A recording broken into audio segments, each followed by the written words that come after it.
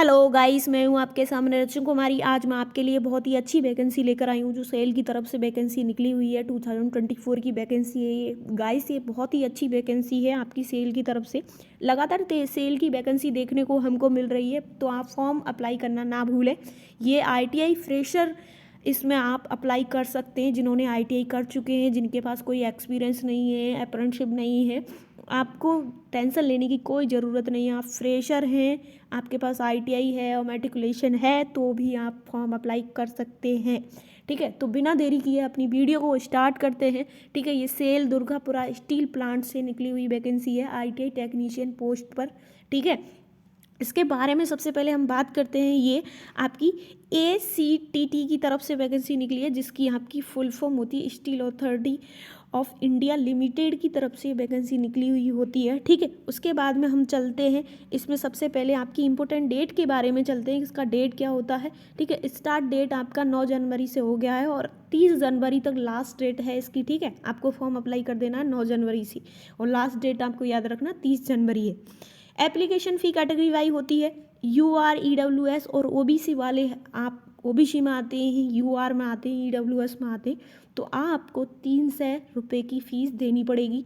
ST SC PWD ESM में आप आते हैं, कैटेगरी में आते हैं, तो 100 रुपये आपकी फ़ीस रहने वाली है। एज बहुत इंपॉर्टेंट होती है। एज की तरफ चलते हैं आप। एज लिमिटेड आपकी मिनिमम 18 ईयर है, मैक्सिमम आपकी 28 ईयर है। ठीक है, और आपको एज का फ़ायदा बेनिफिट होगा कैटेगरी वाई, आपको जो गवर्नमेंट के रूल्स के अकॉर्डिंग आपको मिलता है वो भी आपको मिलेगा। ठीक है, सैलरी की बात करते हैं। इसमें क्या सिस्टम है, दो सिस्टम है इसमें। पहला सिस्टम क्या है कि अगर इंसान की नौकरी लग जाती है तो आपको ट्रेनिंग बेस पर रखते हैं 2 साल।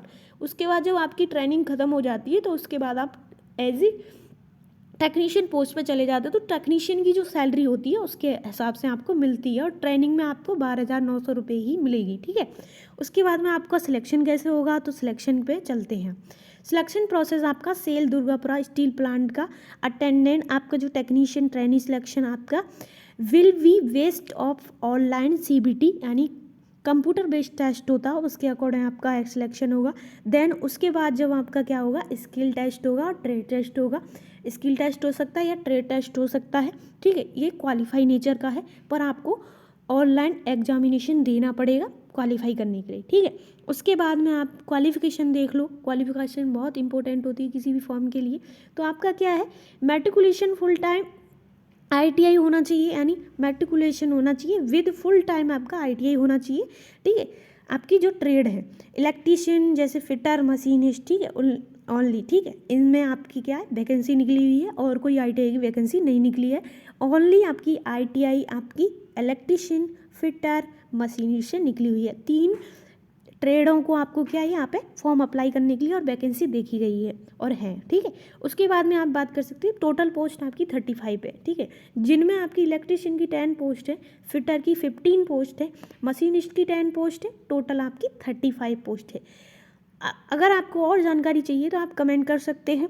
आई होप है आपको जानकारी अच्छी लगी होगी। जानकारी अच्छी लगी है तो वीडियो को शेयर करें, लाइक करें, कमेंट करना ना भूलें। जय हिंद, जय भारत। ठीक है।